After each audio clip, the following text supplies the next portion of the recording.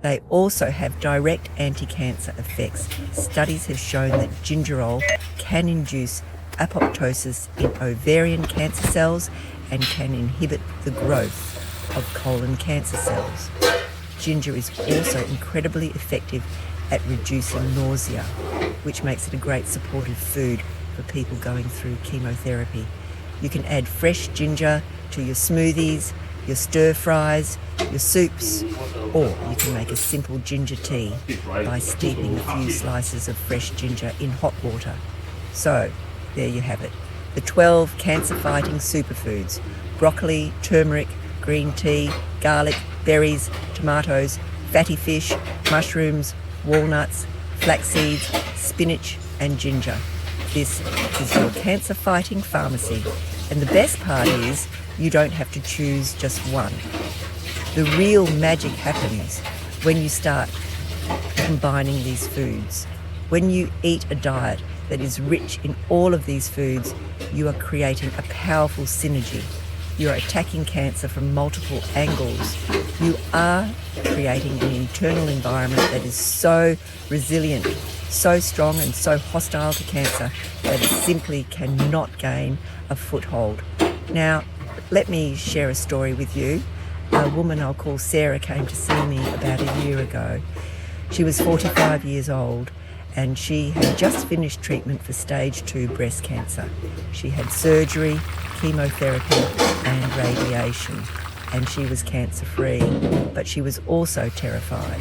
She was terrified that the cancer would come back. She said, "Dr. Sarah, I feel like I've been through a war and I've won the battle, but I'm afraid I'm going to lose the war. What can I do to make sure this never comes back?" I told Sarah about these 12 foods. I explained the science behind each one, and I gave her a simple challenge. I called it the Daily Dozen Challenge. I asked her to try to incorporate as many of these 12 foods into her diet as she could every single day. At first, she was overwhelmed. She said, "How am I supposed to eat all of these foods every day?" So we made a plan. For breakfast, she would have a smoothie with spinach, berries, flax seeds and a scoop of protein powder. For lunch, she would have a big salad with leafy greens, tomatoes, walnuts and a piece of grilled salmon. For dinner, she would have a stir fry with broccoli, mushrooms, garlic, onions and ginger, served with a side of quinoa. And throughout the day, she would sip on matcha green tea and a turmeric ginger tea. It was a lot of food, but it was all real, whole, nutrient-dense food. Sarah committed to the challenge. And over the next few months, she started to feel a profound shift in her health. The fatigue that had lingered after her chemotherapy started to lift. Her skin started to glow, her digestion improved. She felt more alive than she had in years. But the most incredible part came at her 6-month follow-up with her oncologist. They ran a full panel of blood work, including inflammatory markers, her C-reactive protein, which had been elevated even after her treatment, had dropped into the optimal range. Her oncologist was amazed. He said, "I don't know what you're doing, but your body is in an incredibly healthy anti-inflammatory state. This is the best possible thing you can do to prevent a recurrence." Sarah has continued to follow this way of eating, and now, a year later, she is thriving. She is no longer living in fear. She is living in empowerment. She knows that she is doing everything she can to build a body that is resilient to cancer. She has taken control of her health, and that is the most powerful medicine of all. Now, I want to give you a simple framework for how to incorporate these foods into your life. I call it the anti-cancer plate. Imagine your plate is divided into 4 quadrants. 2 of those quadrants, so half of your plate, should be filled with non-starchy vegetables. This is where you load up on your broccoli, your spinach, your mushrooms, your garlic, your onions. 1 quadrant, so a quarter of your plate, should be your source of high quality protein This could be your fatty fish, or it could be plant-based protein like lentils or beans. And the final quadrant, the last quarter of your plate, should be your source of healthy fats and or healthy, slow-burning carbohydrates.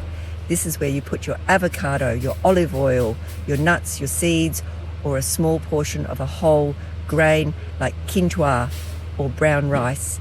And then on top of that, you add your boosters.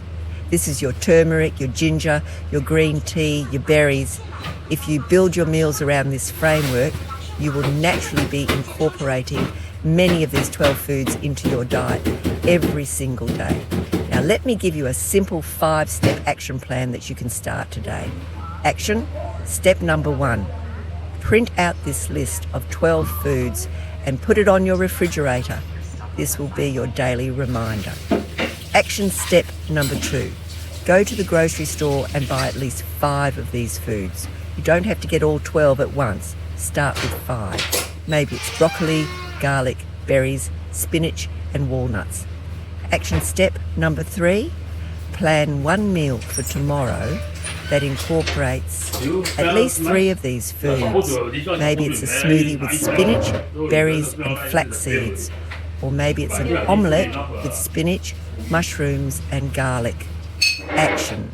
Step number 4. Make one of the anti-cancer drinks a daily habit. Either the golden matcha latte or a simple ginger turmeric tea. Make it a non-negotiable part of your day. Action. Step number 5. Challenge yourself to the Daily Dozen Challenge. For 1 week, see how many of these 12 foods you can eat every single day.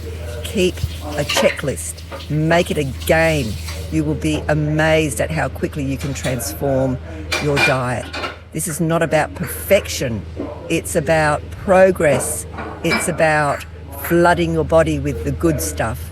It's about building a diet that is so rich in cancer-fighting compounds that there is no room for the bad stuff. The reason most people don't know about these cancer secrets is because they are simple, they are accessible, and they are not profitable, but they are powerful. And now you have the knowledge